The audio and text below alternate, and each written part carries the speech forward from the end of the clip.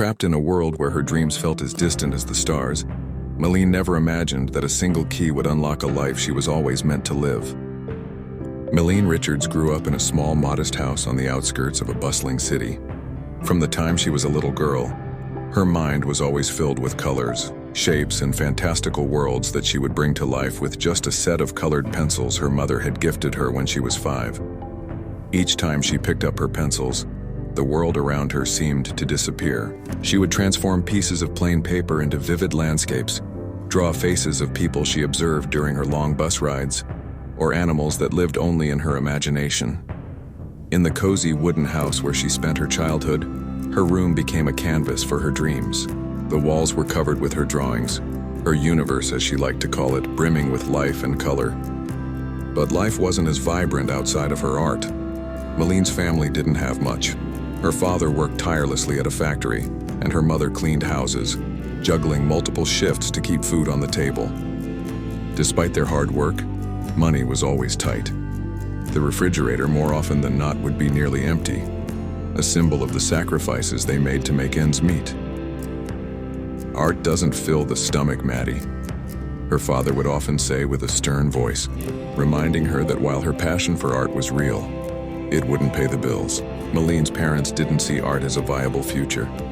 They encouraged her to pursue something more secure, something that could offer her a stable life. When her high school teacher showed her parents her incredible drawings and spoke about art scholarships, their response was the same. "We can't take risks. She needs to have a secure future." Despite this, Malene continued to pursue her dream in the shadows of her family's wishes. After school, she worked long hours at a diner to help pay for a business administration course, even though her heart longed for something more.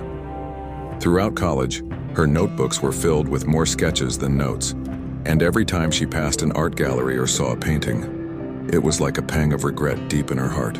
But she kept going, even if it felt like a betrayal to her own soul. When she graduated, she landed a job at Tech Future, a booming tech company.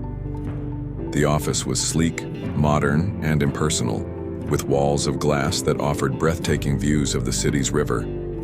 Malene worked in the financial department, sitting at a small desk, crunching numbers, attending meetings, and filling out endless spreadsheets. While her job gave her a sense of stability, it drained her of the very essence of who she was. But there was still a flicker of the artist inside her. She kept a sketchbook in her bag, and during lunch breaks, she would escape to the office's garden to draw, sketching the birds in flight, the clouds shifting across the sky, and the fleeting faces of strangers she passed by. It was during one of these lunch breaks that Malene met Harold Jenkins, the building's janitor. Harold had worked there for over 2 decades. He was in his early 60s, his face lined with the marks of a life well lived. His eyes were deep set, and the wrinkles around them became more pronounced when he smiled. His hands, large and calloused, reflected the hard work he'd put in over the years, and he wore a perfectly pressed gray uniform, making him seem both humble and dignified. One afternoon, as Malene was drawing in the garden, she felt a presence behind her. She turned to find Harold standing there, watching her with a knowing look. "You have the gift," he said in a gravelly but gentle voice. It was the beginning of an unlikely friendship. Harold and Malene began to meet for lunch regularly, exchanging stories and experiences. Harold spoke of his late wife, Eleanor, a woman who had also been an artist. Eleanor had created a small studio in their basement, a space where she would spend hours painting on weekends. "Painting was her breath," Harold would say with fondness, a longing in his voice. "She said it wasn't just a choice, it was a necessity." Harold listened as Malene shared her own unspoken dreams, her frustration of working a job she didn't love, and the art she hid in folders in her closet. Harold listened patiently, as if each word Malene spoke was precious. They both knew what it felt like to have a passion stifled by the pressures of life. Harold with the memory of his wife, and Malene with the demands of her job. Time passed, and though Malene's life became more consumed by her work at Tech Future, Harold continued to encourage her, always reminding her to follow her heart. But even as her love for art grew, the weight of responsibility and the fear of failure became too much to ignore. Eventually, Malene's job began to drain her. She survived several rounds of layoffs. Her salary increased, but her sense of fulfillment disappeared. Her boss, Victor Mercer, was a man who thrived on power. He rarely praised anyone and often criticized her harshly in public. Malene was different. Her eyes still sparkled with the same passion and enthusiasm that had always been part of her, but that only seemed to annoy him more. The work at Tech Future became more demanding, leaving her with little time for her art. Her desk became cluttered with sticky notes, deadlines, and spreadsheets. Her sketchbook, once filled with vibrant drawings, gathered dust in a drawer. Harold noticed the change. The once lively young woman now seemed tired. Her shoulders slumped and her smile was harder to find. "Life's too short for regrets," he would say to her gently. But Malene just smiled sadly. "Some people can afford to follow their dreams, Harold. Others need to pay bills on a rainy Tuesday."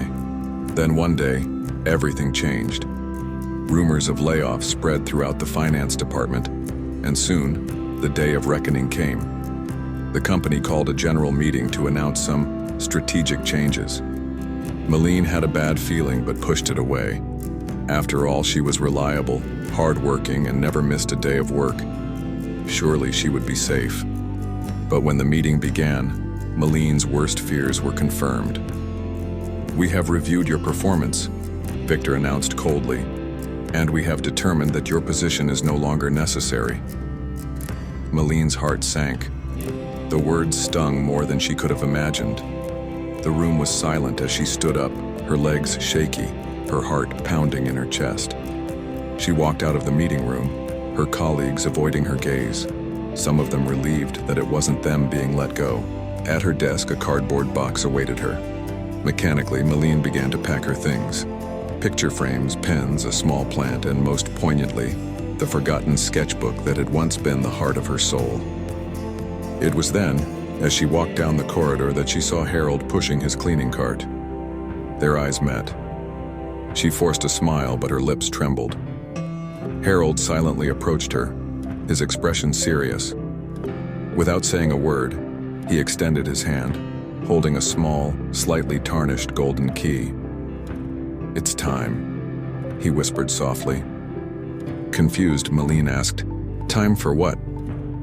"Time to breathe, Maddie," he replied, referencing Eleanor's belief that art was as necessary as breathing. He handed her a piece of paper with an address written on it, Magnolia Street, number 37. The address led her to a small, unassuming house on the outskirts of town.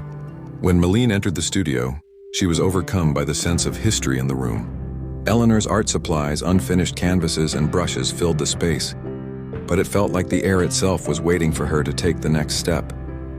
Harold explained that this was Eleanor's old studio, a place filled with memories of creativity. After Eleanor passed away, Harold couldn't bring himself to sell it, and now it was hers. With that key, Malene began to transform her life. She immersed herself in her art, and with each stroke of the brush, she rediscovered a part of herself that had been buried for too long. The fear of failure still lingered, but it was overshadowed by the overwhelming urge to create. She started painting for herself, pouring her heart onto the canvas. Slowly, her work found an audience. Harold, always supportive, encouraged her to showcase her paintings to his friends, and before long, Malene began selling her art. What started as small commissions grew into a steady stream of work. Eventually, she was able to hire an assistant to help with the business side of things. The studio, once dusty and forgotten, was now alive with color and life once again. Harold continued to be a source of strength and wisdom, and Malene felt that she was finally living the life she had always dreamed of. 2 years after being laid off from Tech Future, she was able to support herself entirely through her art. When a children's book publisher offered her a major contract to illustrate a series of books, Malene knew that it was just the beginning. She had taken the risk, embraced her passion, and found the courage to live her dream. As she stood in her brightly lit studio surrounded by her paintings, she smiled and thought about Harold's words. "Life is too short for regrets."